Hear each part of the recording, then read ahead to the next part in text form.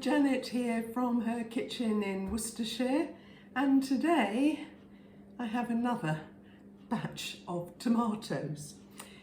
Last week I brought a whole mixture of tomatoes in and cooked them, put them in the oven and made them into soup.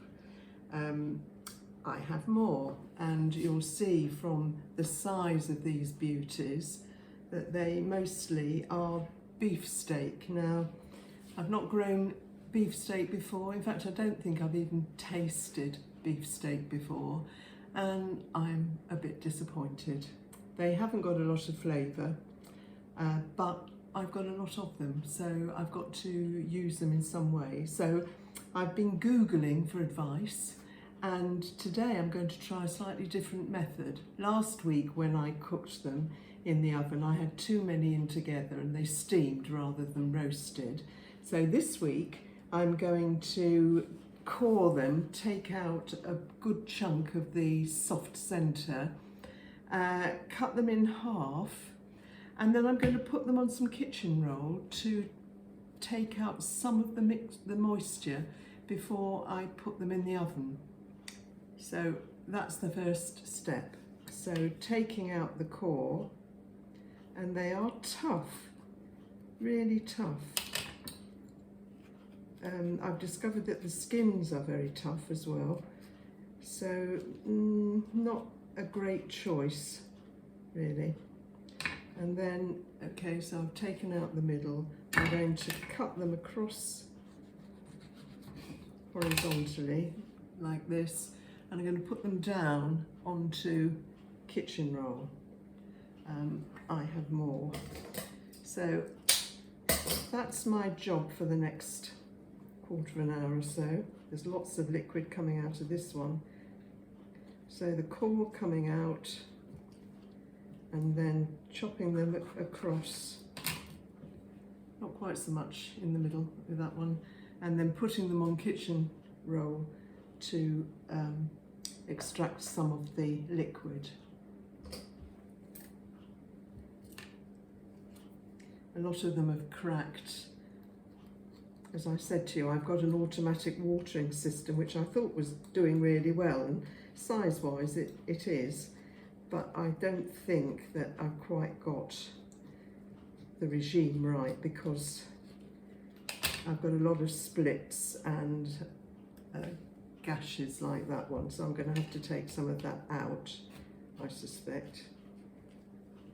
Not very pretty. And then cut them across. There we go. So that's my job, and I shall get back to you when I've completed it. Now this has taken about 10 to 15 minutes to take out the core and to prepare them onto the kitchen roll. I'm going to leave that for about 20 minutes to allow a lot of the liquid to drain out, and then I'm going to put them into baking trays in the oven. Well, I've just removed the majority of the tomatoes off the kitchen roll, and it's quite damp. It managed to extract a fair bit of the moisture, so hopefully that will help with the roasting.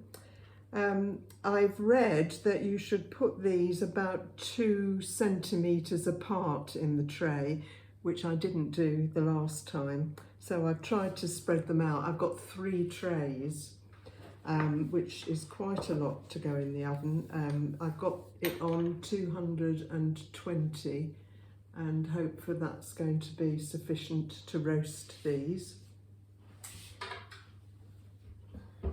And just to give it a bit more flavour, I'm going to put a little bit of cumin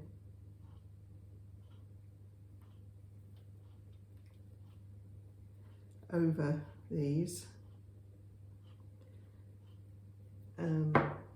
Some pepper.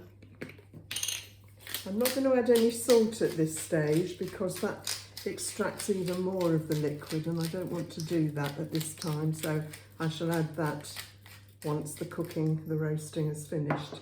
And I've got some lazy garlic again This is, I'm just going to scatter it about a bit.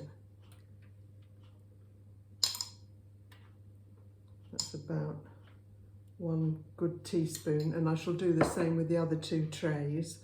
And then in the oven for about 40 minutes, 220 degrees, to let it roast. And I will show you what it looks like after that. Well, here are the tomatoes. Still a reasonable amount of liquid come out of them, not very coloured, but cooked. So, last tray. Here's the last tray.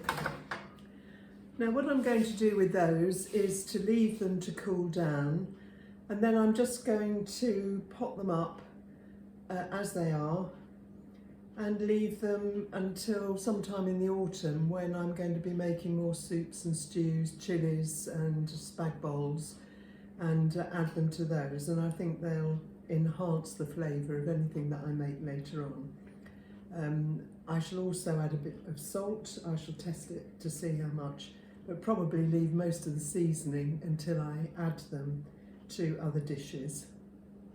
So there's another idea for gluts of tomatoes.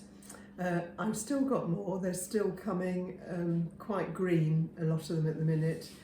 So that's going to be the next step in my tomato challenge this year.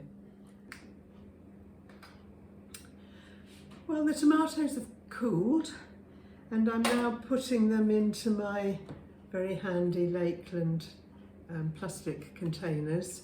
I filled 2, and it looks as if I'm going to get a 3rd.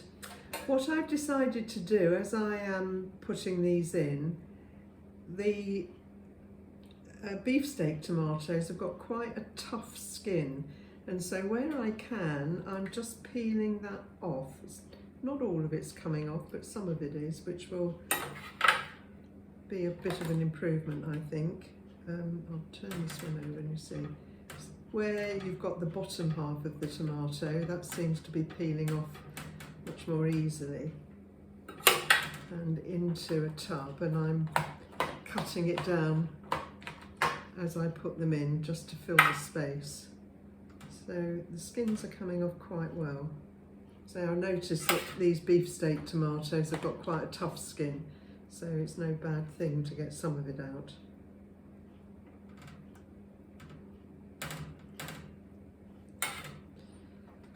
And the smell, I can tell you, is lovely. I'm looking forward to using these. I've just finished the job off. Another one come off whole there. I'm pouring the juices in just to use up everything.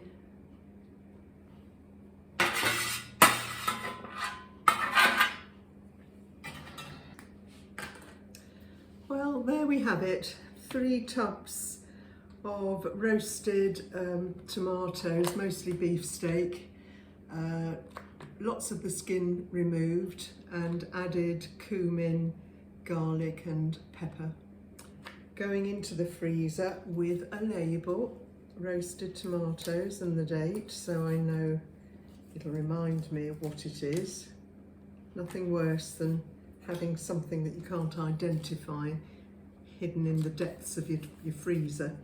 So as soon as those have totally cooled, in the freezer, and then they'll be there for me to use later in the year. I shall be back with an ongoing story of tomatoes, because there are more, and I shall do something different with those. Hope you've enjoyed this morning, and I look forward to seeing you again very soon. Bye for now.